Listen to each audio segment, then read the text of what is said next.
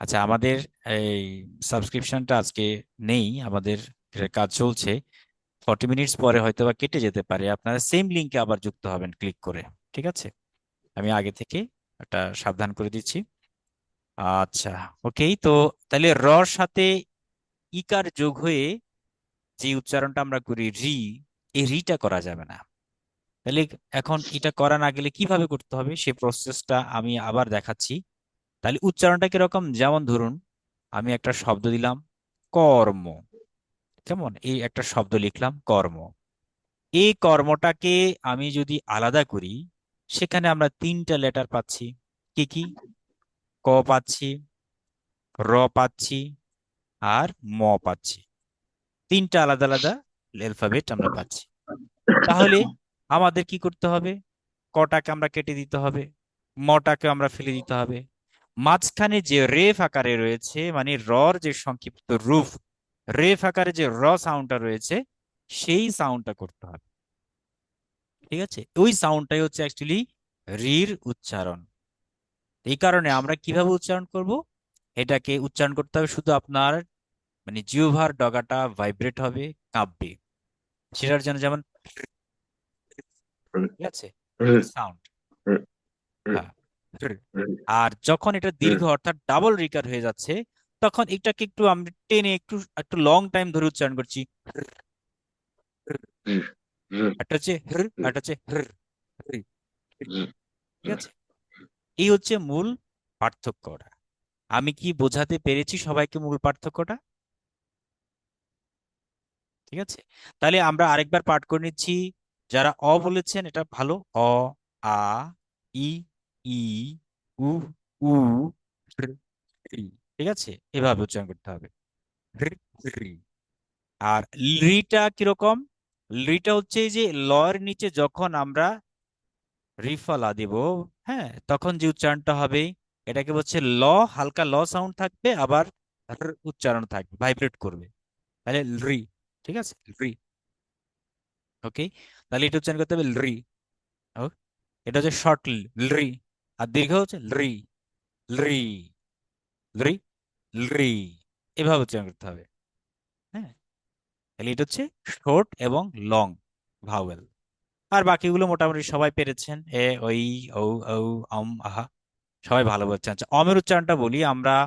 অমের উচ্চারণটা যেভাবে করব, আমরা বলেছিলাম অনুস্বার থাকলে এটা লেখার ক্ষেত্রে আমরা অনুস্বার লিখি ঠিক, কিন্তু উচ্চারণের সময় সর্বদা সব সময় আমাদের ম উচ্চারণ হবে। ম হর্ষ উচ্চারণ হবে, মানে আহা। একইভাবে কম, জম, খম, যত অনুস্বার রয়েছে সবকিছু নাদ সাউন্ড এখানে ম সাউন্ড হবে, প্লুত। এই ম সাউন্ডটা আমাদের করতে হবে। তো এই গেল আমাদের স্বরবেশবরাহা, স্বর বর্ণাহা এর সঠিক উচ্চারণ প্রক্রিয়া। সবাইকে ধন্যবাদ জানাচ্ছি আমাদের এই উচ্চারণ প্রক্রিয়াটা সম্পন্ন করার জন্য। তো আপনাদের কারো কোনো প্রশ্ন আছে কিনা থাকলে বলুন, নতুবা আমরা আজকে আমাদের ব্যঞ্জ ব্যঞ্জন বর্ণা হাতে চলে যাব, যেটাকে বলা হচ্ছে বিষ্ণু জনাহা। বিষ্ণু হ্যাঁ জনাহা মানে দাদা, কি? ওই হ্যাঁ, হ্যাঁ বলুন। দাদা, ওই ওই ওই যে আসলে স্বরবর্ণগুলো লেখাগুলো আর কি, লেখাটা যদি একবারে মানে সরিয়ে থেকে ও পর্যন্ত একবারে পেতাম, তো ওইটা দেখে দেখে অনেকটা আরেকটু প্র্যাকটিস ভালোভাবে করা যেত আর কি। আপনি যদি আরেকবার কষ্ট করে আচ্ছা আচ্ছা, লেখাটা আমি দেখেন আর কি। দেখি, আমি আসলে ভিডিও মেক করতে পারছি না মানে সময়ের কারণে। মানে ভিডিওটা তৈরি করাটা এখন এই মুহূর্তে হয়তোবা মানে পসিবল হচ্ছে না, একটু ব্যস্ততা আছি তো। তারপর আমি এখানেই দেখিয়ে দিচ্ছি, সমস্যা নেই। আচ্ছা, এটার জন্য এই যে খালি জায়গাটা একটু খেয়াল করুন, আমি এখানে লিখছি আবার। মানে অ লেখাটা খুব সহজ। বাংলায় যেভাবে আমরা ও লিখতাম না, ঠিক এভাবে ও, জাস্ট তার মাঝখান থেকে একটা টান দিব এবং সোজা দাঁড়িয়ে দিব, আর এখানে মাত্রাটা দিয়ে দেবো, বাস। এটা হয়ে গেল অ। কেমন এটা? অ হয়ে গেল।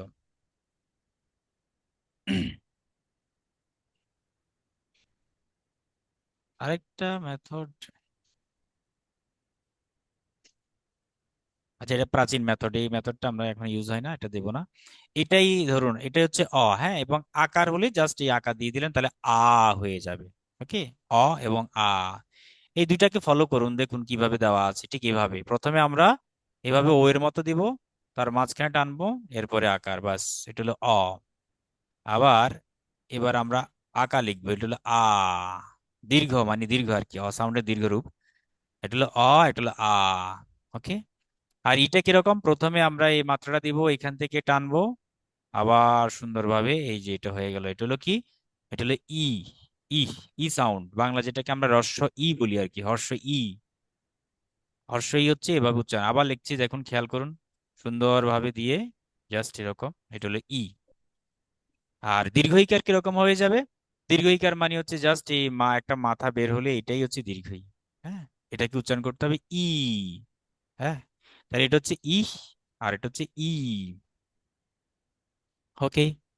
আচ্ছা, এবার আমরা উকার কিভাবে উচ্চারণ করব দেখুন, মানে উকার লেখার ফর্মটা একটু দেখুন, দেবনাগরী খুব ইম্পর্টেন্ট। ওটা হচ্ছে ওর মতো একদম, এই যে আমরা এভাবে দিব, মানে একটা এখানে কিন্তু আবার মাত্রা হবে, হ্যাঁ এখানে মাত্রা দিতে হবে, ওটাকে আমরা এভাবে টানবো। ওকে, এটা হচ্ছে উফ, এটা হচ্ছে উফ, একটা দেব, এটা হচ্ছে উফ, ঠিক আছে, উ। আর এটা পিঠের উপর দিয়ে যখন একটা আংটার মতো বের হবে আকৃতি, এটাকে বলা হচ্ছে উ। আমি আবার লিখছি, এটা হচ্ছে উ, ঠিক আছে। হুম, এটা হচ্ছে উ। ওকে। তারপরে আমরা যেমন উ এর পরে হচ্ছে এবার রি সাউন্ড কিভাবে দিব, প্রথমে দাগ দেব মাত্রা, এরপরে আমরা সোজা একটা দাগ দেব, এরপরে এইভাবে টানবো, এই যে এটা, এটা হয়ে গেল কি, তাহলে সাউন্ড। আবার সোজা করে করছি, খেয়াল করুন, প্রথমে এভাবে, এভাবে দিব, এই যে, এটা হচ্ছে সাউন্ড, মানে রিকার। আর ডবল হলে কিরকম, জাস্ট নিচেরটা এরকম দুই প্যাচ হয়ে যাবে, তাহলে এটা ডাবল রিকার্স হয়ে যাবে। ঠিক আছে। আচ্ছা, লি, লি খুব ব্যবহৃত হয় না, তারপরে দেখিয়ে দিচ্ছি, এটা ছিল লয়ের মতো, বাংলায় যেভাবে আমরা লটা পড়েছি ঠিক সেই লয়ের মতো, জাস্ট এখানে এরকম, এটা যে রি, লিকার, ডবল হলে দুইটা হয়ে যাবে এভাবে, রি। আর এটা কিভাবে লিখবো, এটা হচ্ছে এই যে সুন্দরভাবে এ, খেয়াল করুন, এটা হচ্ছে এ, আবার লিখছি, এটা হচ্ছে এ। হ্যাঁ, এ সাউন্ড, এ সাউন্ড, এবং তার উপরে এই যে মাথা, তার উপরে এভাবে একটা এই মাথা বের হলে তখন সেটাকে বলা হবে এই, এই সাউন্ড, এই, ওই দেখা যায় তাল গাছ, ওই, এটা দীর্ঘ করে উচ্চারণ করতে হবে, এই। আচ্ছা, আর ও কিভাবে, ও হচ্ছে এই যে আমরা বিশেষ করে এই যে সরি আ, মানে এই যে দীর্ঘ এই যেটা উচ্চারণ করলাম লিখলাম, ওইটাই ওইটারই রূপ, হ্যাঁ একটু এ দিলাম, ঠিক আছে, আবার দিলাম, সেই সাথে এখান দিয়ে একটা মাথা বের হয়ে যাবে, এটা হচ্ছে ও, ঠিক আছে, ও, ও সাউন্ড, ও সাউন্ড, এটা আমাদের ওষ্ঠ, অর্থাৎ আমাদের ওষ্ঠধ্বনি, অর্থাৎ ঠোঁটটা কি হবে, গোলাকার হয়ে যাবে, ওষ্ঠ। আর এটার সাথে দুটা মাথা বের হলে কি হবে, এটা ঔ হয়ে যাবে, ঔ, ঔ সাউন্ড, দীর্ঘ করে উচ্চারণ করতে হবে, ঔ সাউন্ড, ঔ। আর বাকিগুলো তো সহজ, ঠিক আছে, সেটা আমরা আর বলছি না। আশা করি বুঝতে পেরেছেন, কারো কোনো প্রশ্ন থাকলে বলুন। দাদা, আমার একটা প্রশ্ন ছিল যে রি, যেটা সিঙ্গেল রি, হ্যাঁ, এটা কি র এর মতো উচ্চারণই কি হবে, রে, এরকম? হ্যাঁ, সাউন্ড হবে, অর্থাৎ র না, ঠিক হ্যাঁ? মানে আচ্ছা ভাইব্রেট আচ্ছা, হবে শুধু। ভাইব্রেট হবে, রে, হ্যাঁ, রা। রি। আচ্ছা, রে, আমাদের 10 মিনিটস ঠিক আছে। পরে হয়তো এন্ড হয়ে যেতে পারে, আবার জয়েন করবেন, সমস্যা নেই। তাহলে সাউন্ড হবে, অর্থাৎ র, র ভাইব্রেটের মতো হবে। হুম, এই হচ্ছে ইম্পর্টেন্ট। আমরা আহ, হরে কৃষ্ণ দাদা, আমি তো নতুন আজকে জয়েন করেছি, আমার কাছে একটু এই ব্যাপারটা একটু নতুন লাগছে। আমাকে যদি প্রিভিয়াস ক্লাসের একটা ভিডিও দেওয়া যেত তাহলে আমার জন্য হয়তো ইজি হয়ে যেত। হ্যাঁ হ্যাঁ হ্যাঁ, আমাদের যারা অ্যাডমিটেড স্টুডেন্ট তাদেরকে আমরা অবশ্যই প্রিভিয়াস লেকচারগুলো ভিডিও লিঙ্কগুলো পাঠিয়ে দেবো, সমস্যা নেই। আপনি আজকে ক্লাসগুলো করুন, আচ্ছা। যতটুকু চেষ্টা করুন, না বুঝলে তো আমরা আছি। হ্যাঁ, তো হ্যাঁ হ্যাঁ। হয়ে যাবে আশা করি।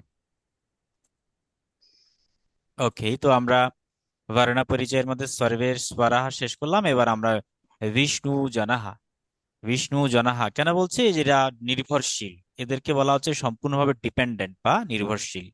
এই নির্ভরশীলতার কারণে তাদেরকে আমরা ব্যঞ্জন বর্ণ বলছি, বা নির্ভরশীল বিষ্ণু জনাহা বলছি। আচ্ছা, এদের প্রত্যেকটার ভেতরে না লুকিয়ে আছে একটি মাত্র লুপ্ত বর্ণ বা লুপ্ত ধ্বনি, সেটা হলো অধ্বনি, বাংলা যাকে আমরা অ বলি। এটা লুপ্ত আকারে, এটাকে লুপ্ত বর্ণ বলে নাকি, এবং অ এর কোনো কার নেই, সেটা ঠিক আছে। বাকি কিন্তু আমাদের বাংলা সার্ভারের মধ্যেও কিন্তু অ বাদে বাকি সবকিছু কিন্তু কি শর্ট ফর্ম আছে বা কার রয়েছে। এরকম আমরা আপনার এই 10টা কার আমরা দেখি আর কি, অ বাদ দিলে। 11টা স্বরবর্ণ, তো 11টার মধ্যে 10টা কার রয়েছে, অ এর নেই। কিন্তু অ না থাকলেও এই অ সাউন্ডটাকে বলা হচ্ছে প্রাণ, হার্ট। আমাদের যেমন প্রাণ না থাকলে আমরা বাঁচতে পারি না, কোনো জীবও বাঁচতে পারে না, একইভাবে এই প্রত্যেকটা ব্যঞ্জন বর্ণহা, এদের ভিতরে অ না থাকলে এরা কখনো বাঁচতে পারে না, অর্থাৎ এরা পরিপূর্ণভাবে নিজেকে প্রকাশ করতে পারে না। সেটা কিরকম? যেমন খেয়াল করুন, এই যে আমাদের যে ক, আমাদের যে কটা আমরা দেবনাগরীতে লিখছি, এই কর নিচে তো একটা হর্স চিহ্ন থাকে, তাই না? এটা ধরুন একটা হর্স চিহ্ন আছে, এটা উচ্চারণ হবে ক, ক, ক। এটা মানে খুব শর্ট, একদম শর্ট লাই উচ্চারণ হচ্ছে, এটা সাউন্ড জাস্ট কাকের মতো, যেন কাকা করছে কা, কা। তো কা হলে কিন্তু এটা আবার লং হয়ে যাচ্ছে, বাট ক, ক, ক সাউন্ড হচ্ছে শর্ট। এর সাথে যখন অটা যুক্ত হচ্ছে, যা আমি ইয়েতে দেখাচ্ছি, এখানে খেয়াল করুন, তাহলে কর সাথে যখন আপনার কি বলে অটা যোগ হচ্ছে, হ্যাঁ, তখনই এটা হয়ে যাচ্ছে পরিপূর্ণ রূপ মানে ক। তাহলে ক হর্ষ যোগ অ ইকুয়াল টু ক। এখন কি হলো, এখন তার যে বাধা, প্রতিবন্ধকতা, সেটা কেটে গেল। সে একদম স্বাভাবিক স্বতঃস্ফূর্ত ভাবে প্রসারিত ভাবে সে উচ্চারণ হবে। তাহলে প্রত্যেকটা বর্ণ, এই যে ক খ গ ঘ যা যতগুলো আছে, প্রত্যেকটার পরে কিন্তু অকারান্তটা রয়েছে, অকারান্তটা থাকবেই, না থাকলে কিন্তু এগুলো শর্ট উচ্চারণ হতো, শর্ট। ঠিক আছে? তো যখনই আমরা যেমন ধরলাম নম ধাতু, ধরলাম বাংলা আমি নম লিখলাম, বাংলা বাদ দিয়ে আমরা দেবনাগরীতে লিখি, সমস্যা নেই। এই ধরুন ধরলাম আমি বাংলা দেবনাগরীতে নম লিখলাম, নম ধাতু। তাহলে এই যে নম, দন্ত ন ম, মর পরে কিন্তু একটা হর্ষ চিহ্ন রয়েছে। তাহলে এই হর্ষ চিহ্ন থাকার অর্থ হলো এটা নম হয়ে গেছে। এখানে কিন্তু নম বলবো না আমরা, নম, যেহেতু হর্ষ। কিন্তু আমরা যখন হর্ষটা দেব না, তখন উচ্চারণ করতে হবে নম। ঠিক আছে? নম উচ্চারণ করতে হবে। তাহলে নম আর নমর মধ্যে পার্থক্য রয়েছে। যেমন নমস্কার, এখানে নম যোগ কার সমান সমান নমস্কার। তাহলে এখানে কিন্তু হর্ষটা উঠে গেছে। হর্ষ মানে হচ্ছে কোনো সাউন্ডকে ফেলে দেওয়া, কেটে দেওয়া। হ্যাঁ, অর্থাৎ অধ্বনিটাকে যখন আমরা তুলে নেব ভেতর থেকে প্রাণটা, তখন কিন্তু হর্ষ চিহ্ন যোগ হয়ে যাবে। এই হর্ষ থাকার অর্থ হলো প্রত্যাহার হয়ে গেল, অর্থাৎ এটি কি হলো, মানে বিচ্ছিন্ন হয়ে গেল। এটা তখন শর্ট ফর্ম হয়ে যায়। তো একটা হচ্ছে নম আর একটা হচ্ছে নমা, দুটোর উচ্চারণ পার্থক্য রয়েছে। একইভাবে প্রত্যেকটার ভিতরে নিহিত আছে বলেই আমরা অধ্বনিটা হচ্ছে ফার্স্ট ধ্বনি, যেটা সবার ভেতরে প্রাণ রূপে বিরাজমান। এরাই হচ্ছে বিষ্ণু জনাহা। আর এরপরে আগে যেটা পড়েছি, এটা হচ্ছে সর্বে স্বরাহা, সবকিছুর প্রাণ যিনি, সর্বের ঈশ্বর যিনি, তিনি, তাকে বলা হচ্ছে প্রাণ। আর এগুলো হচ্ছে নির্ভরশীল ব্যক্তি সত্তা বা নির্ভরশীল বর্ণ। এবার আসুন, এখন এদের আমরা উচ্চারণ বা লিখিত ফর্মটা কিভাবে করব। কটা তো আশা করি সবাই একদম সিম্পল, সবাই বুঝতে পারছেন ক কিভাবে লিখতে হয়। তারপর আমি দেখাচ্ছি, প্রথমে এভাবে দিবেন সুন্দরভাবে, গোলাকার ভাবে, এই হয়ে গেল, ওকে, শেষ, ক হয়ে গেল। এটা মোটামুটি সিম্পল, সবাই পারবেন আশা করি। উচ্চারণটা হবে ক এর মতো, স্বাভাবিক যেভাবে আমরা ক উচ্চারণ করি ঠিক এইভাবেই। এগুলো কণ্ঠধ্বনি মানে ক। একইভাবে এখন খটা আমরা কিভাবে উচ্চারণ করব। খটাকে উচ্চারণ করতে লিখতে হবে কিভাবে, প্রথমে আমরা দিলাম, দেওয়ার পরে আমাদের এই এভাবে দিতে হবে। ঠিক আছে? তারপরে সুন্দরভাবে এই মেথডে আমরা খ লিখবো, বা অনেকেই আগে এভাবে দিয়ে সুন্দরভাবে দিয়ে, এভাবে অনেকে দ্রুত লেখে। ঠিক আছে? যেভাবে ভালো লাগে আর কি, যেভাবে আপনি পারেন, এভাবে অনেকে লেখে খ। তাই এটা উচ্চারণ হবে মহাপ্রাণের মতো খা। তাহলে কা, খা। গটা একদম বাংলা গ এর মতোই, শুধুমাত্র এভাবে আর সোজাভাবে আসবে। এইটা হচ্ছে গ, বাংলা গ। আবার দেখাচ্ছি, এটা হচ্ছে বাংলা গ এর মতো। আবার দেখাচ্ছি বাংলা গ, সিম্পল। ঘটা কিরকম? ঘটাও অনেকটাই কাছাকাছি বাংলার মতোই। দেখুন দুটার মধ্যে সাদৃশ্য কতটুকু মিল আছে সেটা একটু খেয়াল করুন। বাংলার মতোই কাছাকাছি, কিন্তু একটু ব্যতিক্রম। সেটা হচ্ছে কিরকম, এরকম। এইটা হচ্ছে ঘ। হ্যাঁ, বাংলার মতো অনেকটাই। আমরা এভাবে আবার লিখলাম এই ঘ। এগুলো দেখে দেখেই মানে আপনারা হাত ঘোরাবেন, চর্চা করবেন, তাহলে দেবনাগরী লিপিগুলো ইজি হয়ে যাবে। আচ্ছা, আর উঁটা কিরকম? উঁটা হচ্ছে একদম বাংলা যে ড লিখছি না, ড, আমরা ড যেভাবে লিখতাম আর কি, এই যে ড, হ্যাঁ, এরকম দিয়ে একটা ফোঁটা দিবেন। ফোঁটা, তাহলে কি হবে, এটা উঁ হয়ে যাবে। আবার দেখাচ্ছি, দিয়ে এই যে একটা ফোঁটা হয়ে যাবে, এটা উঁ। এটা এখন এইটার মধ্যে একটা মহা ঝামেলা, এটা উচ্চারণ করাটা টাফ। তো প্রথম ক, খ, গ, ঘ, এইটা নিয়ে আমরা এখন উচ্চারণটা প্র্যাকটিস করব সবাই। সবাই রেডি থাকেন এবার। আমরা এবার সুন্দরভাবে উচ্চারণটা প্র্যাকটিস করে আমাকে সবাই দেখাবেন, দেখি কার হয় কার হচ্ছে না। বলুন এবার একে একে আনমিউট করে উচ্চারণটা করুন সবাই।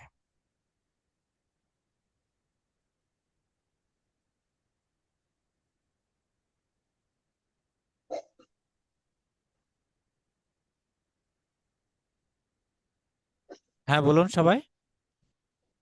ক, খ, গ, গ, ন। আচ্ছা আচ্ছা, আবার বলুন তো দেখি। ক, খ, গ, গ, ন। আচ্ছা, এটা ওটা আমরা নটা আর একটু দেখবো। আচ্ছা, আরেকজন বলুন। ক, খ, গ, ঘ, ঞ। না, এখানে নিয়ম। আচ্ছা, এখানের পার্থক্যটা আমি একটু বলে দিই, তাহলে উচ্চারণ করতে আপনাদের সুবিধা হবে। সেটা হলো, আমরা যে উঁ বলতাম, উঁ উচ্চারণটা আসলে সঠিক নয়। উঁ বলে এখানে কোনো ধ্বনি আসবে না। এখানে উঁ বলে কোনো ধ্বনি নেই। আছে কি, আছে হচ্ছে ঙ। কিরকম দেখুন, এগুলো কণ্ঠে উচ্চারিত হয়। আমি আপনাদেরকে আহ, আরেকটা স্লাইডে নিয়ে যাচ্ছি, একটু দেখানোর চেষ্টা করছি সাইন্টিফিক্যালি। আপনারা এই পিকচারটা একটু দেখুন। এখানে আমাদের টোটাল একটা ছবি আছে, সেটা হলো আমাদের ভোকাল অর্গান, অর্থাৎ গলার যে অর্গান, প্রত্যেকটা বর্ণ ধ্বনি কোথায় কোথায় উচ্চারিত হচ্ছে সেটার একটা সুন্দর ছবি আছে। তো আমরা ক, খ, গ, ঘ, এই যে চারটা, এই পাঁচটা যে আমাদের বর্ণ রয়েছে, এগুলো উচ্চারিত হয় 3 নম্বর পয়েন্টে, অর্থাৎ আমাদের যে তালু, হ্যাঁ, মানে আমাদের কণ্ঠ তালু, যেটাকে বলে কণ্ঠ তালু, এটাকে বলা হয় কণ্ঠ তালব্য ধ্বনি। সেই কণ্ঠে উচ্চারিত হতে হবে, অর্থাৎ তালুর মধ্যে গিয়ে জিহ্বার যে মানে এই ভাগটা, অর্থাৎ জিহ্বার যে অংশটা, এই অংশটা একটু চেপে যাবে, চেপে গিয়ে তালুর মধ্যে টাচ করবে, তখনই আপনার উচ্চারণটা করতে হবে। তো সেটি কিভাবে? যেমন ক যখন বলছেন তখন আপনার মুখ কিন্তু খোলা থাকবে। হ্যাঁ, ক, খ, মুখ, ঠোঁট লড়বে না। আপনি উঁ বলছেন, এই যে আমরা যেভাবে উঁ বলি, এটা বলার সময় তো আপনার ঠোঁটগুলো কি হয়ে যায়, বাঁকা হয়ে যায় বা শেপ চেঞ্জ হয়ে যাচ্ছে উঁ, তাহলে তো এটা ওষ্ঠধ্বনি হয়ে যাচ্ছে। সুতরাং উচ্চারণ করা যাবে না, আমাদের উচ্চারণ করতে হবে ঙ। অর্থাৎ আপনার ঠোঁট থাকবে একদম স্বাভাবিক ভাবে, বাতাসটা বের হবে, কণ্ঠ গিয়ে শুধুমাত্র লাগবে, আর জিহ্বাটা একদম সফট প্যালেট, অর্থাৎ নরম তালুতে গিয়ে লাগবে। তো উচ্চারণটা কি হবে? ক,